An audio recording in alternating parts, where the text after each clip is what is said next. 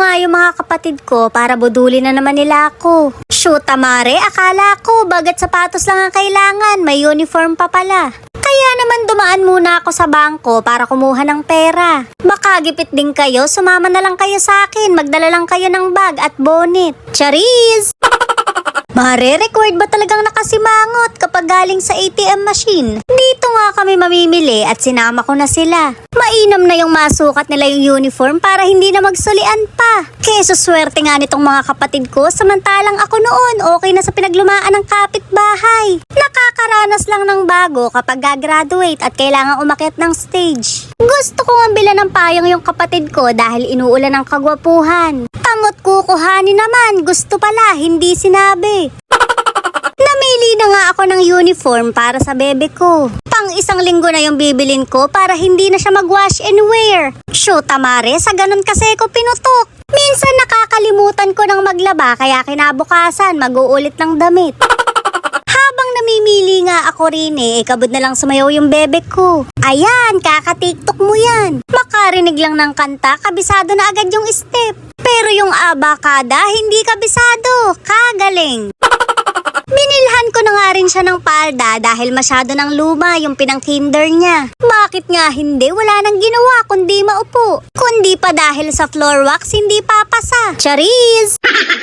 Pinasukat ko na nga rin sa kapatid ko yung palda niya para sigurado. Tinanong ko nga mare kung kasya, oo daw. Halata nga, halos hindi ka na makahingay Nakakita nga ng kwintas yung bebe ko pero ang gusto niya yung may brilyante din. Kahit halughugin mo yan, walang brilyante dyan. Nakilaamihan at pirena, sundan mo sa Encantadia. Lapis na nga lang ang binili niya at Hello Kitty pa. Masyado raw kasi akong busy kaya nagsariling pili na. Sorry naman, hindi kasi ako makapag-decide kung anong notebook ang bibilin ko. Lahat kasi ng nasa cover idol ko. Ring ang kapatid ko ang gusto si Enrique Hill. Napakabilis talaga ng panahon samantalang noon ang notebook ko si Jolina Magdangal. Napansin ko nga yung kapatid ko na doon namimili ng notebook. Kaya naman nilapitan ko na para matulungang mamili. Sa dami ng design, hindi makapagdesisyon. Kaya naman si Liza Soberano na lang ang ibibigay ko para makumpleto na. Shoot, mare, ang pangit ka banding, ayaw niya. Iba siguro yung idol niya, baka si Catherine Bernardo. Teka nga at hahanap ako. Yung bebe ko na nga ang namili ng notebook niya. Medyo nalulungkot siya dahil walang Roblox. Okay na yan, hindi ka naman nagsusulat. Ang alam mo lang naman na subject, recess. Bibilan ko nga siya ng lapis na Mongol ang tatak. Shoot, mare, ayaw ng Mongol. Gusto Hello Kitty. Matatapos na ang klase mo dyan, hindi pa natatasahan. Binilan ko na nga rin yung kapatid ko ng 1/4, 1/2 disappear appear. Mabuti na yung kumpleto siya para kapag nanghingi yung kaklase, may ibibigay siya. Lamang mare ang may papel na papakopya.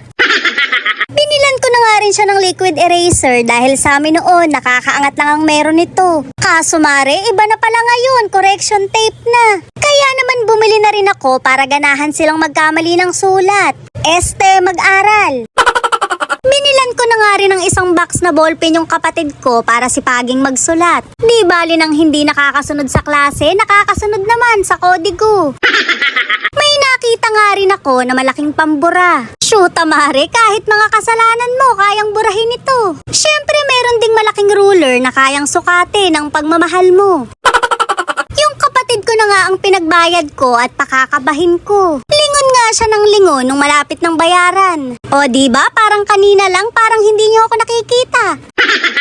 Yun lang mga mare at pare, shot puno.